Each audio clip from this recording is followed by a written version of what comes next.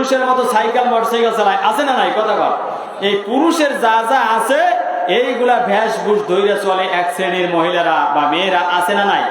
এই মহিলারা জান্নাতে যাবে না, আল্লাহ জান্নাত দেবেন না, এবং কিয়ামতে তাদের দিকে আল্লাহ ফিরেও তাকাবেন। এই কথাগুলো শোনার পরে মা বোনদের তওবা কইরা ফিরে আসার দরকার আছে না নাই? কথা কথা। তাহলে এক নম্বরে গেল যে পিতা মাতার অবাধ্য সন্তান জান্নাতে যাবেন, আল্লাহ জান্নাত দেবেন না, জান্নাত তো দেবেন না, তাদের দিকে ফিরেও তাকাবেন না কিয়ামতের মাঠে। দুই নম্বরে ওই মেয়ে, যেই মেয়ে পুরুষের রূপ ধইরা চলে সমাজের মধ্যে, আছে না নাই? এমন মেয়েদের দিকে রব্বুল আলামিন জান্নাত তো দেবেন না কিয়ামতের মাঠে, ওই মেয়েগুলার দিকে আল্লাহ রব্বুল আলামিন কিয়ামতের মাঠে ফিরেও তাকাবেন না। বলুন না নাউজুবিল্লাহ। জিকির করেন লা ইলাহা ইল্লাল্লাহ।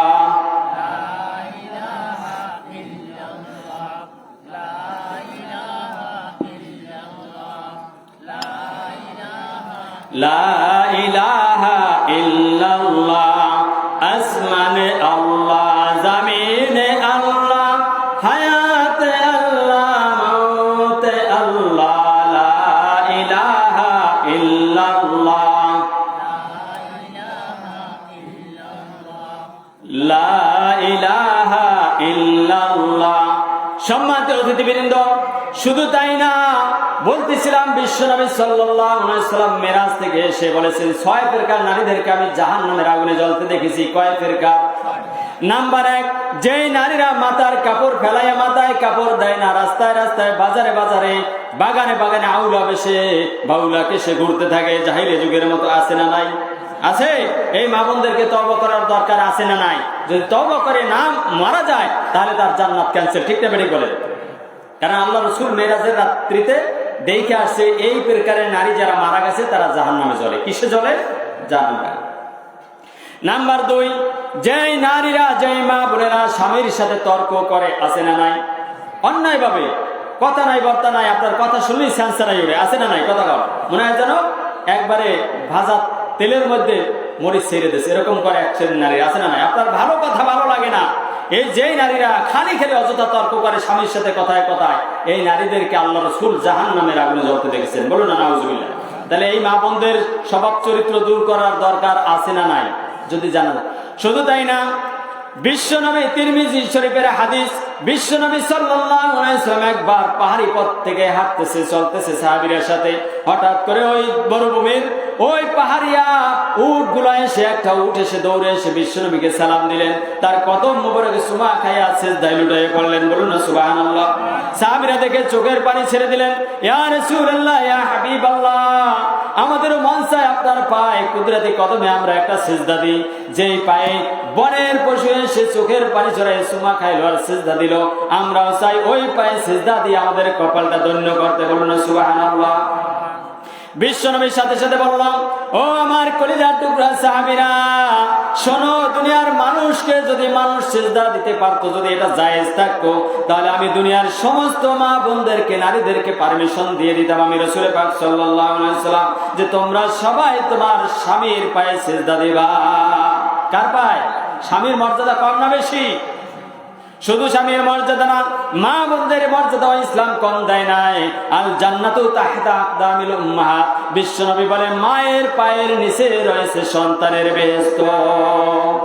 কাদের বেহেশত? মায়ের পদতলে রয়েছে সন্তানের বেহেশত। আমরা পুরুষ, আমাদের পায়ের নিচে থাকে জুতা, স্যান্ডেল, ঠিক না বেঠিক বলেন?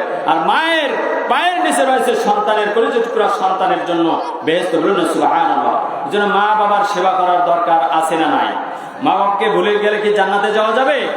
আমি হইতে পারি খতিব সাহেব, আমি হইতে পারি মুফতি মুহাদ্দিস সাহেব, আমি হইতে পারি পীর আউলিয়া, নাম দিতে পারি দুনিয়ার জগতে, কিন্তু মা বাবার সাথে যদি বেয়াদবি করি, গাদ্দারি করি, জান্নাতে যাওয়া যাবে?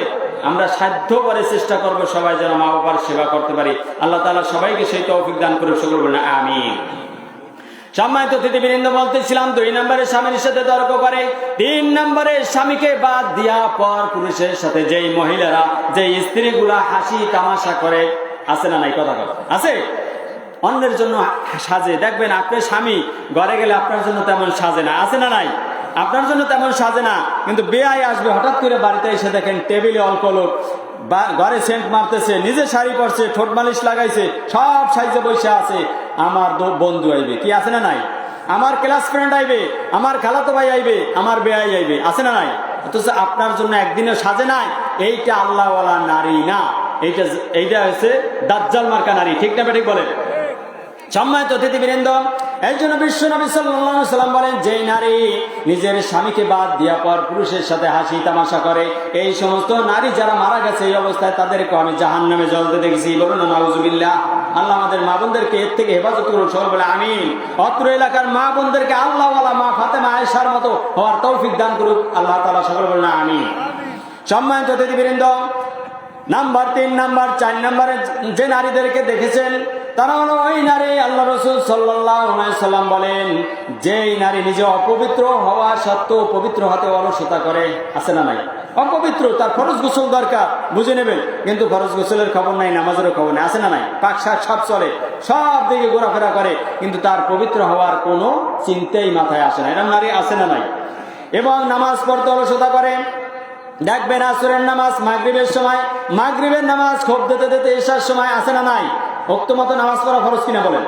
আল্লাহ রাসূল সাল্লাল্লাহু আলাইহি সাল্লাম বলেন, 4 নম্বরে যে নারীদেরকে দেখলাম তারা ওই সমস্ত নারী যারা অপবিত্র হওয়া সত্ত্বেও পবিত্র হতে অলসতা করছে দুনিয়ায়, এবং নামাজ টাইম মতো পড়ে নাই, নামাজ পড়তে অলসতা করছে।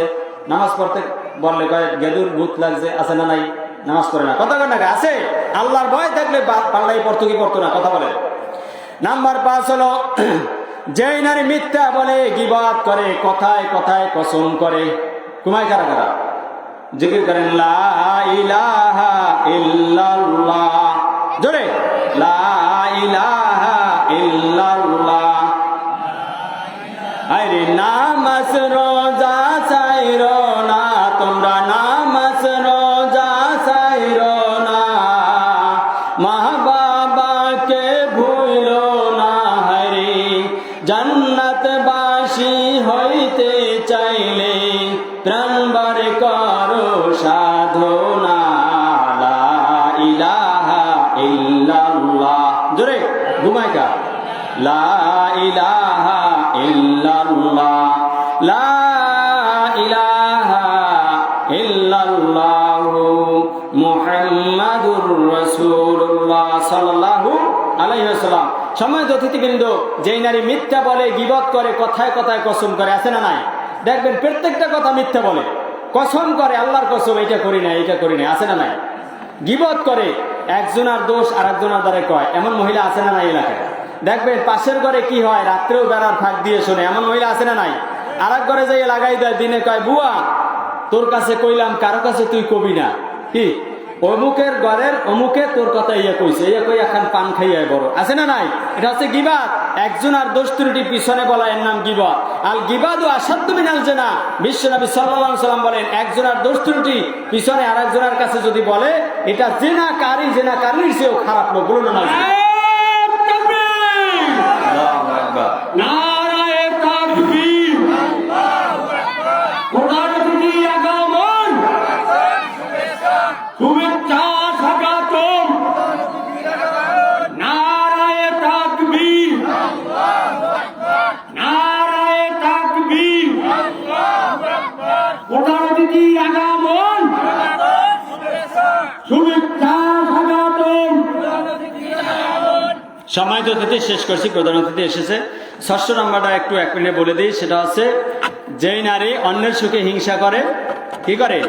অন্যের সুখে হিংসা করে আর উপকার করে, খোঁটা মারে, আল্লাহ তাআলা এই শ্রেণীর নারীদেরকে জাহান্নামের আগুনে জ্বালাইতেছে। দেখছে কি? বিশ্বনবী সাল্লাল্লাহু আলাইহি ওয়াসাল্লাম। সম্মানিত অতিথিবৃন্দ, মাগরিব থেকে এ পর্যন্ত আমি যে কথাগুলো বলেছি আপনাদের কল্যাণের জন্যই আমি কোরআন হাদিসের রেফারেন্স দিয়ে বলার চেষ্টা করেছি। এর ভিতরে যদি আমার কোনো ভুল ত্রুটি হয়ে থাকে, আমার জবান থেকে কোনো ভুল ইনফরমেশন ছুঁড়ে বের হয়, তাহলে আল্লাহ তাআলা যেন ভুল কথাগুলো আমার এবং আপনাদেরও স্মৃতিপট থেকে মুছে ফেলে দেয়। সকলে বলে আমিন। সত্য সহি সুন্দর যতটুকু কথা আমি চেষ্টা করেছি নগণ্য গোলাম হিসেবে বলা, আল্লাহ তাআলা যেন সেইগুলোর উপরে আমাকে বা আপনাদেরকেও আমল করার তৌফিক দান করে। সকলে বলে আমিন। আসসালামু আলাইকুম ওয়া রাহমাতুল্লাহি ওয়া বারাকাতুহু।